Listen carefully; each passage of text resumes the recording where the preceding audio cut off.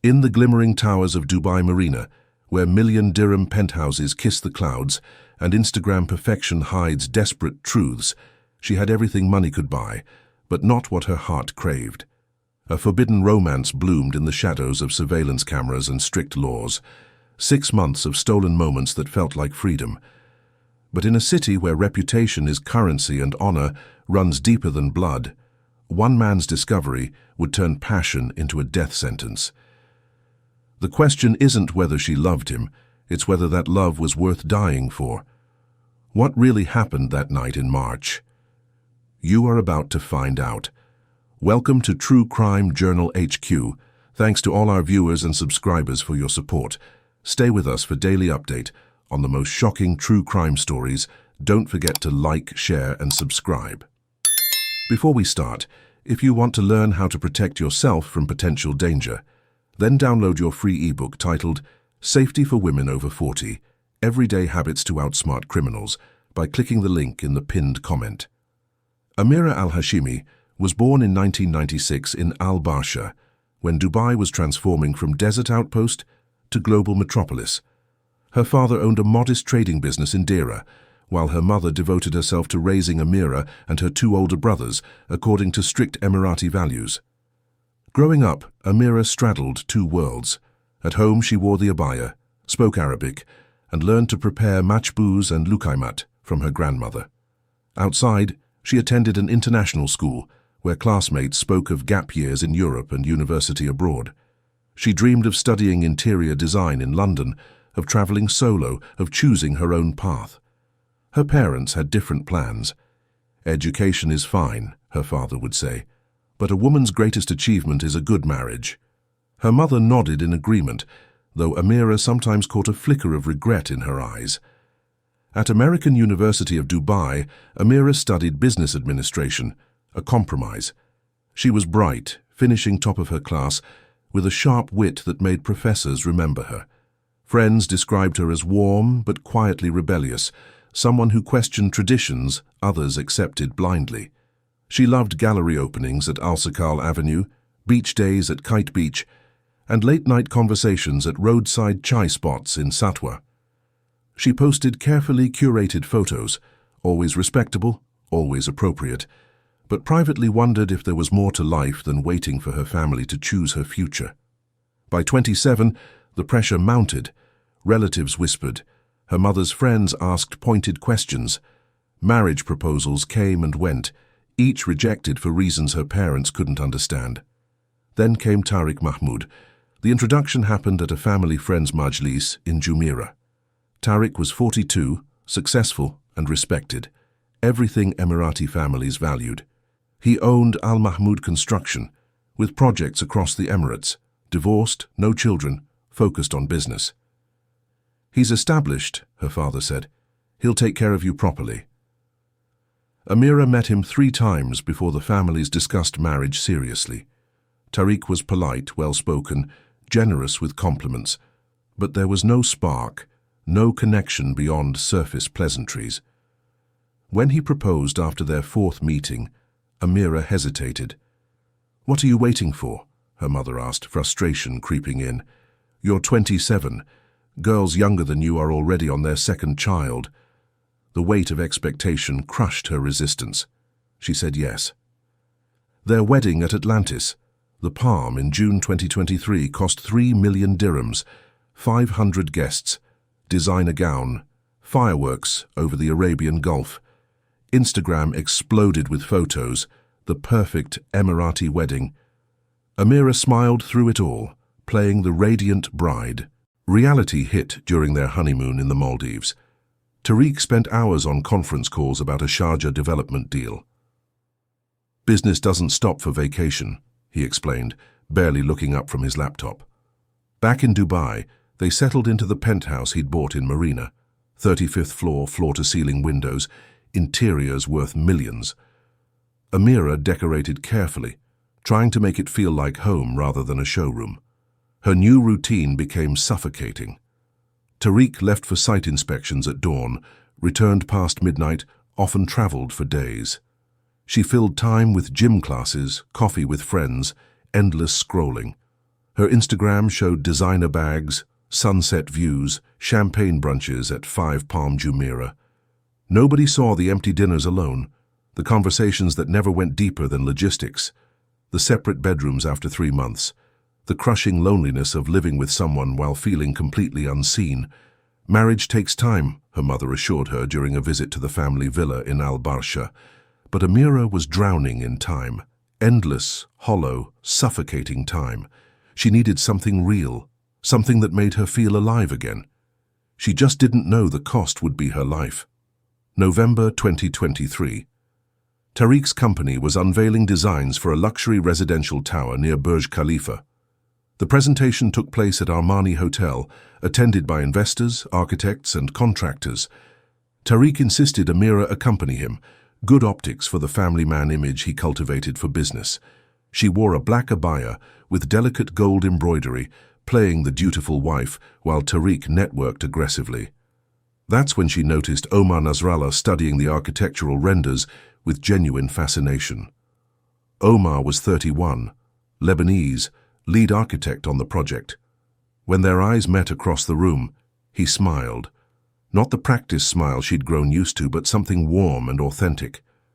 "These designs are yours?" she asked, approaching the display. "Guilty," he laughed, "though your husband's vision drove them. He knows what Dubai's elite want." They talked for 20 minutes, about architecture, yes, but also about Beirut's old quarters, her love for art galleries, his frustration with cookie-cutter developments. Real conversation, the kind she'd forgotten existed.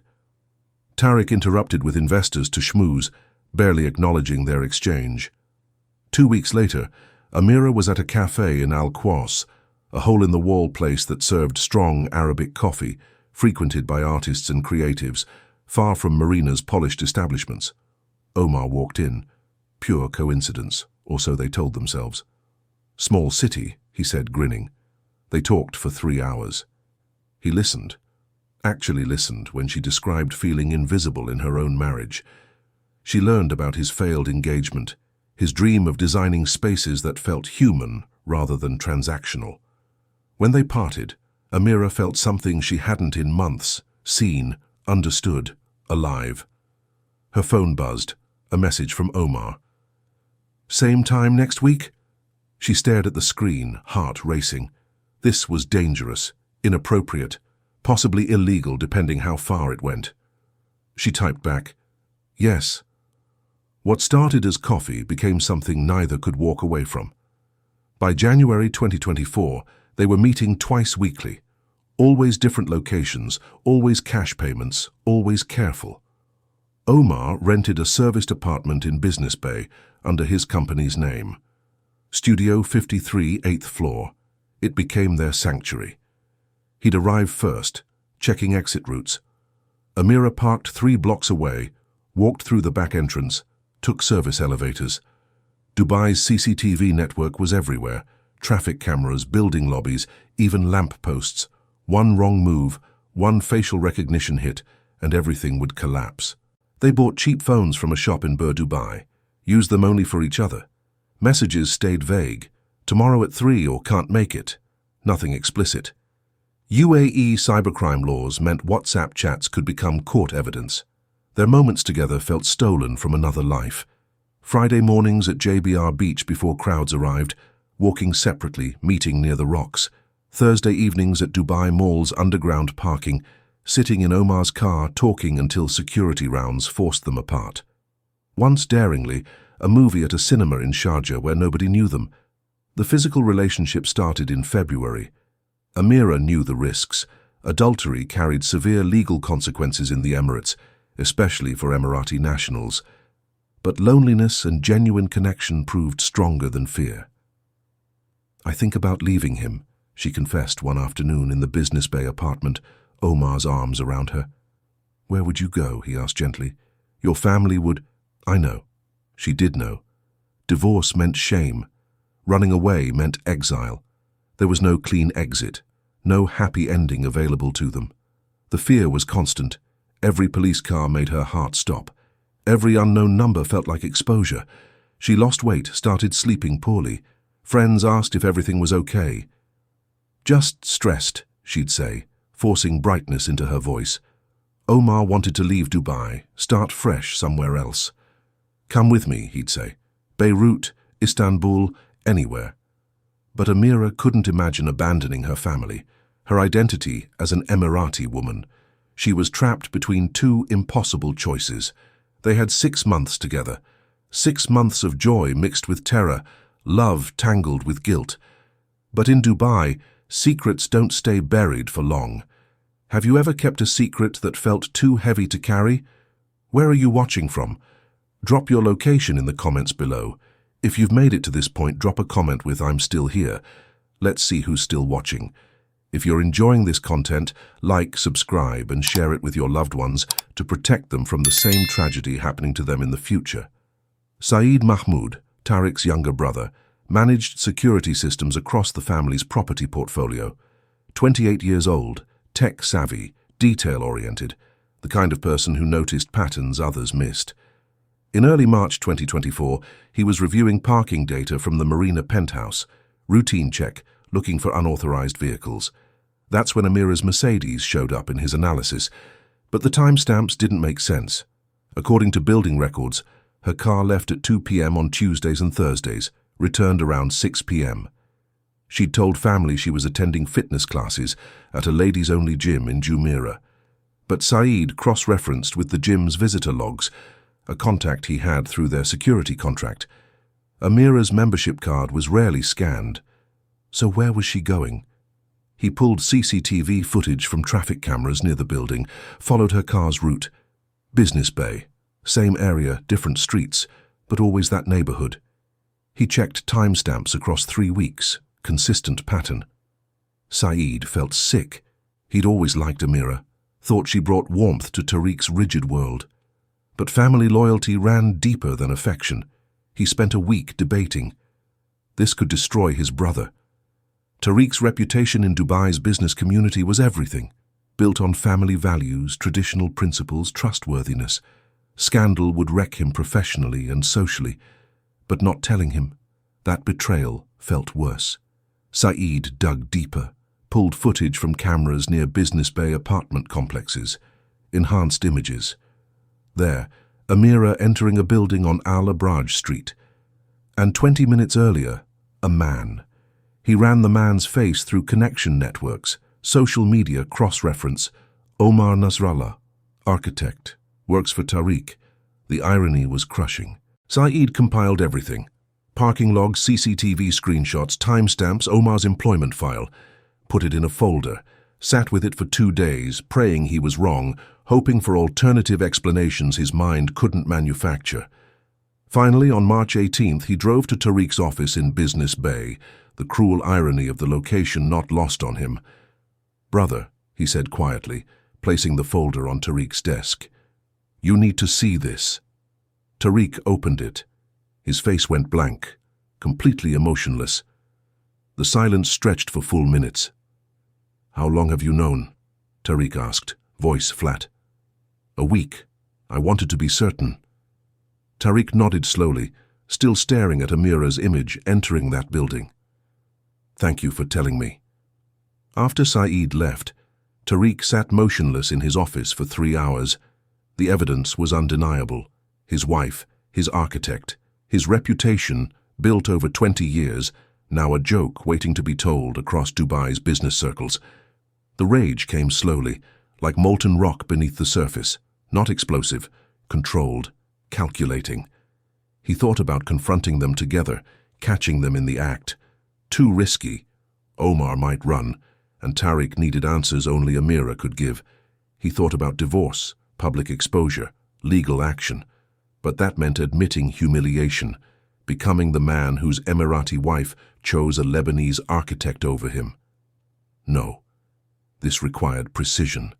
Tariq accessed building security himself, perks of knowing the systems manager, watched footage of Amira leaving for the gym, her carefully casual demeanor, saw her park blocks from Omar's building, walk purposefully toward it, saw Omar's car arrive earlier, same routine. He checked their bedroom, found the burner phone hidden inside a shoebox in her closet. Simple Nokia, just one contact saved, laundry service. He scrolled through messages, nothing explicit, but the pattern told the story. Meeting times, confirmations. Once, "I miss you already." His hands shook. Not from sadness, that would come later, maybe never. From pure, concentrated fury, mixed with shame. In Dubai's traditional circles, honor meant everything. Men whose wives strayed became cautionary tales, whispered about in majlis gatherings. Business partners questioned your judgment. If you couldn't control your household, how could you manage multi-million dirham contracts? Tariq's mind raced through scenarios. He couldn't let this become public. Couldn't let Omar walk away unscathed. Couldn't let Amira simply divorce him and move on, taking half his assets while he bore the shame alone. He made calls to contacts in immigration, quietly asking about Omar's visa status, travel history. Learned Omar had booked flights to Beirut for next month, one-way tickets purchased a week ago, planning to run. That night, Tariq came home early, watched Amira move through their penthouse, the space he'd bought, the life he'd provided, and felt absolutely nothing. The woman he'd married had become a stranger, or perhaps she always was one and he'd never bothered to know her. He decided, March 20th, 2 days away. Amira had told him she'd be at Atlantis Spa all afternoon. Another lie. Certainly another meeting with Omar. He'd be waiting when she returned. What happened next would shock the entire Emirates. What would you do if you discovered such a betrayal? Drop your thoughts below. Where are you watching from? Drop your location in the comments below. If you've made it to this point, drop a comment with, "I'm still here." Let's see who's still watching. If you're enjoying this content, like, subscribe, and share it with your loved ones to protect them from the same tragedy happening to them in the future. March 20th, 2024, 8:47 p.m. Amira's Mercedes pulled into the Marina penthouse parking garage. She'd spent the afternoon with Omar at the Business Bay apartment, their last meeting, though she didn't know it yet. He'd seemed anxious, talking about leaving Dubai soon, asking again if she'd come with him. She'd avoided answering as always. The elevator ride to the 35th floor felt longer than usual. She checked her reflection, made sure her abaya sat properly, rehearsed the spa day story she'd tell if Tariq happened to be home early. The penthouse was dark. She flipped the lights. Tariq sat in the living room armchair facing the door, waiting. "How was the spa?" His voice was ice. "Relaxing, alhamdulillah. I didn't expect you home, so sit down, Amira." Something in his tone stopped her breath. She sat on the sofa across from him. Tariq slid a folder across the coffee table. "Open it." Her hands trembled as she pulled out the contents. CCTV screenshots, her car, Omar's car, timestamps, the Business Bay building entrance. Her stomach dropped. "Tariq, I can explain." 6 months. His voice stayed eerily calm. 6 months you've been meeting him, in an apartment, while I worked to give you everything. You gave me everything except yourself. The words exploded before she could stop them. "You're never here. I'm alone in this museum you call a home." "So you sleep with my architect?" Now the rage cracked through. "Do you understand what you've done? Not just to me, to both our families, to my name in this city." Amira's tears came. "I never meant to hurt anyone. I needed to feel something real." "Real?" Tariq stood, pacing. "You want to talk about real? I'll be a laughingstock. Every business deal questioned, every social gathering, whispers. That's Tariq Mahmoud, the one whose wife preferred a Lebanese contractor. I'm sorry, I'll end it, It's already ended." His voice went cold again. "The question is what I do now." The argument escalated. Amira defending her loneliness. Tariq attacking her dishonor. Words became weapons. Betrayal, abandonment, shame, tradition, love, reputation. Neighbors in the adjacent tower would later tell police they heard shouting around 9 p.m. A woman's voice pleading, a man's voice thundering, then both voices rising, overlapping, desperate. At 9:23 p.m., the yelling moved toward the bedroom. What happened in those next minutes would be reconstructed later from forensic evidence, since only one person survived to tell the story, and his version conflicted with physical facts.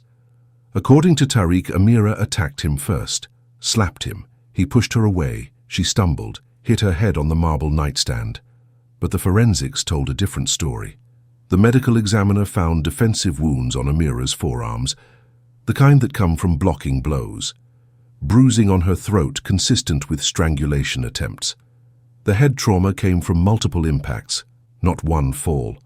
The bedroom showed signs of struggle, lamp knocked over, sheets torn from the mattress. Amira's phone shattered on the floor. She'd been trying to call for help when it was knocked from her hands. Tariq's knuckles were split, bruised, his shirt torn. Scratches on his neck where she'd fought back. The exact moment she died remained unclear. Somewhere between the strangulation and the final blow to her head against the bedroom's marble floor. Her last thoughts unknown. Whether she regretted the affair or only regretted getting caught or simply wanted to live, no one would ever know. At 9:41 p.m. the penthouse went silent. Tariq stood over his wife's body, breathing hard, hands shaking. The rage had burned through him like wildfire, leaving only ash and horror. Amira al-Hashimi, 28 years old, lay motionless on the bedroom floor. Her eyes open, unseeing, blood pooling beneath her head. The woman who'd wanted nothing more than to be seen, to be loved, to feel alive, was gone. Tariq sat on the bedroom floor beside Amira's body for 3 hours, silent, in shock. His mind blank except for one repeating thought, what have I done? At 11:37 p.m., Omar's phone buzzed in the Business Bay apartment. Anonymous message, leave Dubai tonight, don't ask questions, go. He'd given Amira's number to exactly one person, a cousin in Beirut, for emergencies. Somehow, someone knew. Omar packed one bag, drove straight to the airport, bought a ticket on the next flight to Beirut. By 2 a.m. he was airborne, looking down at Dubai's glittering lights, knowing he could never return. Back in Marina, Tariq finally moved at 6 a.m. He washed his hands, changed clothes, walked to the building lobby like a ghost. The security guard on duty, Hassan, noticed him immediately, disheveled, face blank, hands trembling. "Mr. Mahmoud? Sir, are you all right?" Tariq's voice came out flat, mechanical. "There's been an accident, in my apartment. Call the police." Hassan ran to the elevator. When he entered the penthouse, when he saw what lay in that bedroom, he would need trauma counseling for months afterward. Have you heard similar stories in your community? Where are you watching from? Drop your location in the comments below. If you've made it to this point, drop a comment with, "I'm still here." Let's see who's still watching. If you're enjoying this content, like, subscribe, and share it with your loved ones to protect them from the same tragedy happening to them in the future. Dubai police arrived at the Marina penthouse at 6:34 a.m. The Criminal Investigation Department immediately sealed the scene. What they found contradicted Tariq's claim of a simple accident. Lead investigator Captain Khalid al-Mansouri had handled hundreds of domestic cases across the Emirates. He knew what accidents looked like, and this wasn't one. The forensics team worked methodically, photographed everything, collected blood spatter patterns showing multiple impact sites, documented the destroyed phone, the overturned furniture, the defensive wounds on Amira's arms. The medical examiner, Dr. Fatima Al-Hossani, noted strangulation marks, blunt force trauma inconsistent with a single fall, bruising that indicated sustained violence. "This was a prolonged assault," she told investigators, "not an accident, not even a momentary loss of control." Police pulled CCTV from the building, showed Amira arriving at 8:47 p.m., appearing normal. No footage of anyone else entering or leaving the penthouse, just Tariq, already inside, waiting. Phone records revealed the burner devices. Tech specialists recovered deleted messages between Amira and Omar, though nothing explicit, just meeting confirmations, careful words that still told the complete story. Traffic camera analysis tracked Amira's movements over 6 months. Business Bay, always Business Bay, cross-referenced with Omar's employment address, his apartment rental under company name, everything connected. Omar became a wanted person. Interpol issued a red notice. Lebanese authorities confirmed his arrival in Beirut but refused extradition. He wasn't charged with a crime, only wanted for questioning. He hired a lawyer, gave a statement through legal counsel admitting the affair, but denying any involvement in Amira's death. He'd last seen her alive at 7 p.m. on March 20th, he claimed. Had no idea what happened after. Media erupted. Gulf News ran headlines. Marina tragedy. Businessman arrested in wife's death. Social media exploded with speculation. Some defended Tariq. What did she expect? Others condemned him. Murder is never justified. The al-Hashimi family was devastated. Amira's mother collapsed at the news, required hospitalization. Her father refused to speak publicly, grief and shame silencing him equally. The Mahmoud family hired Dubai's most expensive legal team within hours of Tariq's arrest. The case that captivated the Emirates was heading to court. The trial began in June 2024 at Dubai Criminal Court. Tariq's defense team, led by prominent attorney Rashid Al-Thani, built their strategy carefully. Crime of passion, extreme provocation, cultural context of honor. My client discovered his wife's betrayal that very evening, Al-Thani argued. 6 months of infidelity with an employee. Under Emirati tradition and Islamic principles, this represents the ultimate violation of trust and honor. He acted in a moment of uncontrollable emotion. The prosecution, led by Deputy Chief Prosecutor Mariam Al-Zabi, countered with forensics. The evidence shows sustained, deliberate violence, multiple strangulation attempts, multiple blows to the head. This wasn't a moment. This was murder. Behind closed courtroom doors, the Mahmoud family's influence was undeniable. They were connected. Business relationships with government officials, charitable donations to influential institutions, deep roots in Dubai's traditional power structure. Not enough to guarantee acquittal, but enough to shift the narrative. Public opinion fractured along generational and cultural lines. Older, traditional voices sympathized with Tariq's humiliation. Younger Emiratis, especially women, demanded accountability. Expatriates watched nervously, aware how different legal and cultural standards applied. The defense presented psychologists who testified about honor-based provocation in traditional societies. The prosecution presented the medical examiner's devastating testimony about Amira's final minutes of terror. Tariq himself testified briefly, showed remorse, claimed he'd only meant to confront her, that things escalated beyond his control. "I loved my wife," he said, voice breaking. "I never intended this." The 3-judge panel deliberated for 2 weeks. The verdict: guilty of manslaughter, not premeditated murder. Sentence: 12 years imprisonment at Alawiya Central Jail. The courtroom erupted. Amira's family sobbed. Justice, but not enough. Never enough. The Mahmoud family looked relieved. It could have been far worse. Outside, protesters gathered. Some held signs. "Honor is not an excuse." Others countered, "Respect our traditions." Tariq was led away in handcuffs. Omar remained in Beirut, legally unreachable but forever looking over his shoulder. And Amira remained in her grave at Qusais Cemetery, another woman who paid the ultimate price for wanting to be loved. Do you think justice was served? Let me know in the comments, where are you watching from? Drop your location in the comments below. If you've made it to this point, drop a comment with "I'm still here." Let's see who's still watching. If you're enjoying this content, like, subscribe and share it with your loved ones to protect them from the same tragedy happening to them in the future. Today, Tariq Mahmoud sits in cell block C at Alawiya Central Jail, serving year 2 of his 12-year sentence. He works in the prison library, keeps to himself, and receives monthly visits from his mother and brother Saeed. His construction empire collapsed, contracts cancelled, partnerships dissolved, the family business sold off piece by piece. His name, once synonymous with success in Dubai's development circles, now carries only infamy. Fellow inmates say he rarely speaks about what happened that March night. Omar Nasrallah lives in a modest apartment in Beirut's Hamra district. He changed careers, works as a freelance graphic designer now, never touching architecture again. He avoids Lebanese nationals who've lived in Dubai, fears recognition, checks over his shoulder constantly. Friends say he hasn't dated anyone since leaving the Emirates. The guilt, they whisper, devours him slowly. Some nights he wakes screaming, dreaming of that anonymous message that saved his life while Amira lost hers. The Marina penthouse sold at auction for half its value.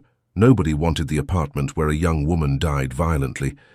The Al-Hashimi family purchased it through intermediaries, then donated it to a women's charity. Amira's mother visits her daughter's grave weekly, still unable to accept that her child is gone. Her father aged a decade in months, his health declining rapidly from grief and shame mixed inseparably. The Mahmoud family's social standing never fully recovered. Invitations to elite gatherings dried up. Business relationships turned cold. Saeed moved to Abu Dhabi, trying to escape his brother's shadow. And Amira? Her Instagram account remains active, a digital ghost. Those perfectly curated photos of champagne brunches and sunset views, forever frozen in time. 10,000 followers who once envied her life now scroll through her posts with sadness, wondering what pain hid behind each smiling selfie. This tragedy reveals uncomfortable truths about love, control, and consequence in societies caught between tradition and modernity. Amira's story isn't just about an affair, it's about a woman suffocating in a life chosen for her, seeking air in the only way she could find. Was it right? No. Was it understandable? Perhaps. Does understanding excuse what followed? Absolutely not. Dubai represents a unique collision. Ancient tribal values meet Instagram culture. Arranged marriages exist alongside Tinder. Traditional honor codes operate within a city that brands itself as progressive. This tension creates impossible situations for people like Amira, expected to embrace modernity's appearance while maintaining tradition's restrictions. The warning signs were everywhere. A marriage without emotional foundation, isolation disguised as luxury, a husband too consumed by reputation to notice his wife's loneliness, a woman too afraid to speak her truth until it was too late. But who was watching? Who asks what's really happening behind those Instagram posts showing perfect lives? Social media creates dangerous illusions. Amira's followers saw designer bags and beach clubs, never the empty dinners or separate bedrooms. How many people right now are performing happiness online while drowning in reality? How many marriages look perfect from outside while crumbling within? This story forces difficult questions. Does tradition justify violence? Can honor be restored through blood? When does seeking happiness become selfish betrayal?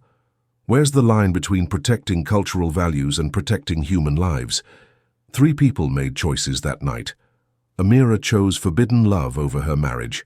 Omar chose passion over professional ethics. Tariq chose violence over every other option available to him.